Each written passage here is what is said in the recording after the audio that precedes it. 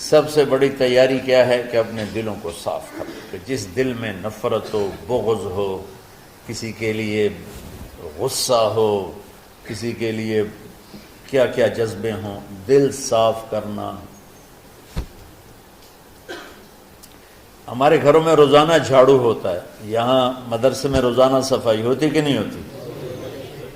کیونکہ دنیا کی اصل گندگی ہے، تو جھاڑو ہاتھ سے نہیں چھوٹ سکتا۔ حرم شریف میں دیکھا کیسے چاروں طرف خدام پھر رہے ہوتے ہیں برش لے کر۔ کہ تمہارے مولوی شاہد صاحب بھی ایک دفعہ وہاں خدام حجاج میں گئے تھے، میں نے ان کے ہاتھ میں برش دیکھا، وہی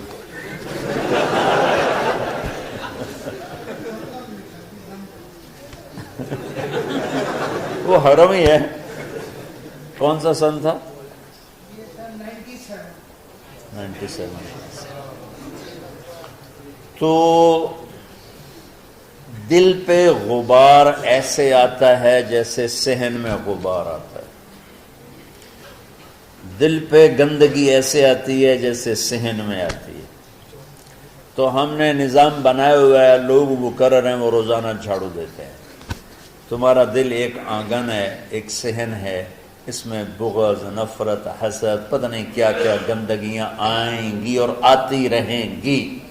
بچوں ایک کام کرو، جھاڑو پکڑ لو، صاف کرو۔ یا اللہ معاملہ تجھ سے کرنا ہے، لوگوں سے نہیں۔ کسی نے برا کہا، کسی نے غیبت کی، کسی نے گالی دی، کسی نے دھکا دیا، کسی نے حق مارا، کسی نے کچھ کیا، یا اللہ تیرے سپرد میں نے اپنے دل کو سب سے صاف کیا، میں نے اپنے دل کو سب سے صاف کیا۔ یہ اتنی بڑی عبادت ہے کہ بڑے بڑے نفلوں والے، تہجد والے، حج عمرے روزے والے تمہیں نہیں پکڑ سکیں گے، کیونکہ اس کا کرنے والا دنیا میں کوئی نہیں۔ نفل پڑھنے والے تو بے شمار ہیں، عمرے کرنے والے بے شمار ہیں، علماء بے شمار ہیں، حاجی بے شمار ہیں، سخاوت کرنے والے بے شمار ہیں، لیکن اس ٹکڑے کو صاف کرنے والا لاکھوں میں ایک بھی نہیں۔ مشکل کام، آپ یہ سیکھ لیں، صاف کرو، صاف کرو، صاف کرو۔ یہ رمضان کی سب سے بڑی تیاری اور علم کو حاصل کرنے کی سب سے بڑی چابی ہے کہ اپنے دل کو کھلا کر لو۔ کوئی چیز خالی ہوگی تو کچھ آئے گا۔ جس دل میں بغض بھرا ہو، نفرت بھری ہو، حسد بھرا ہو، کینہ بھرا ہو، اس میں خاک آئے، اس میں تو علم کی ایک کرن بھی نہیں آئے گی۔ اس زبان سے چاہے جتنے مرضی موتی بکھیرے، دل اس کا اندھا ہوگا۔ لا تعمل الابصار ولكن تعمل القلوب التي في الصدور۔ یہ آنکھوں سے اندھے نہیں، دل سے اندھے ہیں۔ تو بچوں اپنے دل کو صاف کرنا سیکھو۔ وہ کتنی مشہور حدیث ہے، آپ نے کہا اس دروازے سے ایک جنتی آ رہا ہے۔ ایک انصاری صحابی داخل ہوئے، جوتا ہاتھ میں، داڑھی میں وضو کا پانی۔ اگلے دن اس دروازے سے ایک جنتی آ رہا ہے، تو ایک صحابی آئے، ہاتھ میں جوتا، داڑھی میں وضو کا پانی۔ وہی صحابی اگلے دن اس دروازے سے ایک جنتی آ رہا ہے، تو وہی صحابی 3 دن جنت کی بشارت لی ہوئی۔ اس صحابہ کی جماعت میں ایک شخص ہیں جن کا نام ہے عبداللہ بن عمرو بن عاص۔ ان سے بڑا عبادت گزار صحابہ میں کوئی نہیں تھا، نہ سابقین میں نہ متاخرین میں، نہ پہلوں میں نہ بعد والوں میں۔ ان کی عبادت کیا تھی؟ ساری رات جاگنا، سارے دن کا روزہ، اور ایک ختم قرآن صبح سے شام۔ اتنی اللہ نے طاقت دی تھی۔ پھر وہی غلوب والی بات آ گئی، ایکسٹریم ہونے والی بات آ گئی۔ ان کی شادی والی رات حجلہ عروسی میں داخل ہو رہے ہیں، دلہن کے کمرے میں داخل ہو رہے ہیں، اور مصلی بچھا کے اللہ اکبر، اور دیر نفل پہ نفل، دیر نفل پہ نفل۔ تو ان کی بیگم نے دیکھا تو وہ بھی خیر کا زمانہ تھا، انہوں نے بھی وضو کیا اور پیچھے مصلی بچھا کے وہ بھی فجر تک نفل پڑھتے رہے۔ صبح ہوئی تو حضرت عمرو بن عاص رضی اللہ عنہ نے پوچھا، بیٹی رات کیسی گزری؟ کہا جی ماشاءاللہ آپ کے بیٹے تو بڑے عبادت گزار ہیں، ساری رات نفلوں میں ہی گزری۔ تو وہ ان کو شکایت کر دی۔ حضرت عمر بن عاص کو اتنا غصہ چڑھا، وہ بیٹے کو تو کچھ نہیں کہا، کتنی حکمت کی بات ہے، سیدھے گئے اللہ کے نبی کے پاس، یا رسول اللہ یہ عبداللہ دیکھیں کیسا نادان ہے، اس کی شادی کی ساری رات نفل پڑھتا رہا۔ تو آپ کہتے ہیں ماشاءاللہ ماشاءاللہ کتنی بڑی بات ہے، نفلوں میں گزر گئی، رات بھی نفلوں میں گزر گئی۔ جیسے بعض وہ تبلیغ والے کہتے ہیں بچے کی ٹانگ ٹوٹ گئی پھر بھی گشت نہیں چھوڑا۔ کیسے احمقانہ باتیں کرتے ہیں۔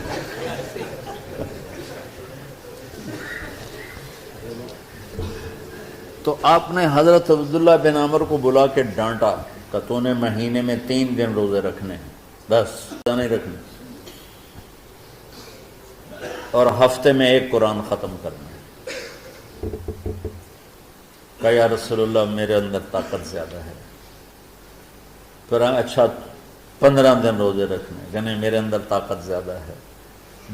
آپ اس کو تھوڑا تھوڑا کر کے گھٹاتے رہے، اور وہ ہر دفعہ نہیں یا رسول اللہ میرے اندر طاقت زیادہ ہے۔ تو آخر میں آپ نے کہا اچھا چلو 100 میں داؤدی پہ آ جاؤ، 1 دن روزہ رکھو، 1 دن افطار کرو، اور 3 دن سے پہلے قرآن ختم نہیں کرنا۔ تو آپ نے اس کو پیچھے کیا۔ یہ بیٹھے تھے اس محفل میں، ان کے دل میں آیا کیا یہ بزرگ مجھ سے زیادہ عبادت کرتے؟ رات میں ساری جاگتا ہوں، دن روزہ رکھتا ہوں، 1 ختم کرتا ہوں، تو جنت کی بشارت تو مجھے ملنی چاہیے تھی، ان کو کیسے مل رہی؟ یہ کسی کتاب میں نہیں لکھا کہ یہ ان کا جذبہ تھا، لیکن جو کہ میں ان کی سیرت کو جانتا ہوں تو مجھے خیال آتا ہے کہ ان کی نفسیات میں یہ بات آئی ہوگی، چونکہ صرف انہی کو خیال آیا کہ میں جا کے دیکھتا ہوں کہ یہ بزرگ کیا کرتے ہیں۔ تو ان کے پاس پہنچ گئے، چاچا ذرا، وہ ادھیڑ عمر تھے، چاچا تو میرے ابا تھوڑے ناراض ہیں، تو کچھ دن آپ کے پاس گزارنا کا، بیٹا بسم اللہ آ جاؤ۔ اب رات ہوتے ہی عشاء کی نماز پڑھ کے انہوں نے جلدی سے چادر اوپر لی اور یوں سراغ کر کے ان چاچے کو دیکھنے لگے ایسے کر کہ اب یہ کیا ساری رات سجدہ کرے گا، اور ساری رات روتے روتے روتے روتے مصلی گیلا ہو جائے گا، یا ساری رات رکوع کرے گا، ساری رات قیام کرے گا، ساری رات قرآن پڑھے گا، اس تصور سے یوں دیکھ رہے۔ اور وہ بزرگ صحابی تشریف لائے، سرانے پہ سر رکھا، اللہم بسمک اموت و احیا، ہو گئے۔ اب یہ دیکھ رہے ہیں ابھی اٹھیں گے، ابھی اٹھیں گے، ابھی اٹھیں گے، فجر کی اذان پہ اٹھے۔ اب یہ تو حیران پریشان ہو گئے کہ یہ کیا ہو؟ اس زمانے میں تو منافق تہجد نہیں چھوڑتے تھے ڈر کے مارے کہ پتہ نہ چل جائے ہمارے کفر کا۔ تو یہ چاچا جنت بھی لے گیا تو ستا بھی پیا کہ چلو کل دیکھوں گا۔ اگلی رات پھر چادر سر پہ کر کے اور یوں سوراخ کر کے لیٹے ہوئے اور دیکھ رہے۔ چاچا پھر تشریف لے اور سرانے پہ سر رکھا، اللہم بسمک اموت و احیا، ہو گئے۔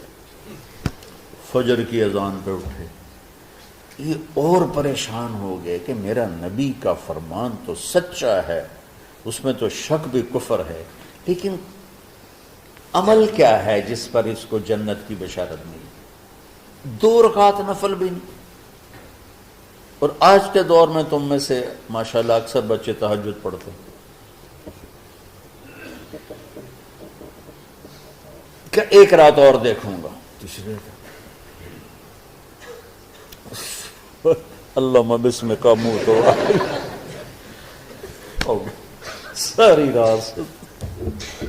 تو تیسری رات پھٹ پڑے عبداللہ بن عمر، کہنے گے چاچا میری ابا سے کوئی لڑائی نہیں تھی، 3 دن میں تیرے بارے میں سنتا رہا، جنتی جنتی جنتی۔ میں دیکھنے آیا تھا کہ آپ کیا کرتے ہیں، آپ تو کچھ بھی نہیں کرتے ہو، ساری رات سوتے رہتے، اب کیا کرتے ہو؟ میں کہا بیٹا یہی ہے جو تم نے دیکھا ہے۔ اب ان کو سمجھ میں نہیں آ رہا کہ یہ جوڑ کیسے بٹھاؤں، ادھر جنت کی بشارت، ادھر ساری رات خراٹے، اب یہ اس میں جوڑ کیسے بٹھاؤں؟ کیونکہ نبی کی بات تو غلط ہو نہیں سکتی۔ تو اب وہ نا ایسے نا بڑے بے دل سے ہو کر واپس مڑے، پتہ نہیں کی چکر ہوئے گی کوئی گل۔ جب وہ دروازے تک پہنچے تو کہنے لگے بیٹا ادھر آنا، واپس آ گئے۔ کہا میں تمہیں اصل راز کی بات بتاتا ہوں۔ کہا کیا ہے؟ کیا ہے؟ تو یہاں ہاتھ رکھا، کہا یہ جو دل ہے نا اس میں کسی انسان کی نفرت نہیں۔